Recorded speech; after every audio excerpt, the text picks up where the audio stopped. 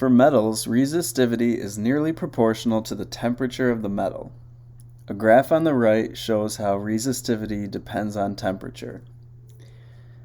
As temperature increases, the resistivity increases as well. And let's recall that resistivity is a measure of how well a material resists conduction of electricity under a given internal electric field.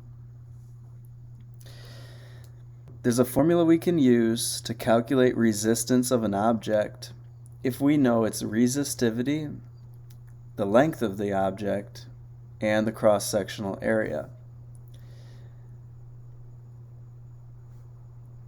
This works really well for wires where we know the length of the wire, the cross-sectional area of that wire, and also the rho, which is just a property of the metal that it's made out of.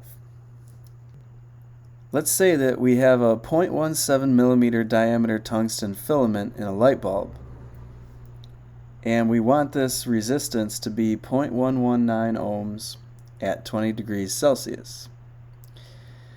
How long should it be if the resistivity of tungsten at 20 degrees Celsius is 5.6 times 10 to the minus 8 ohm meters? For a problem like this, I'll just plug in everything I was given. The resistance, 0.119.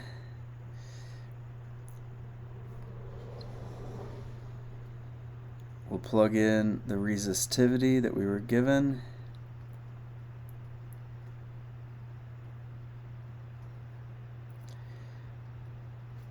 When it comes to the cross-sectional area, we'll assume that it's a cylinder shape, so we'll do pi, and we want the radius.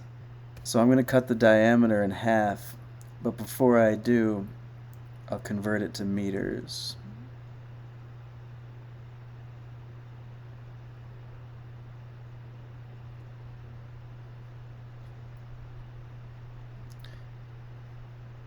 And then we'll square that.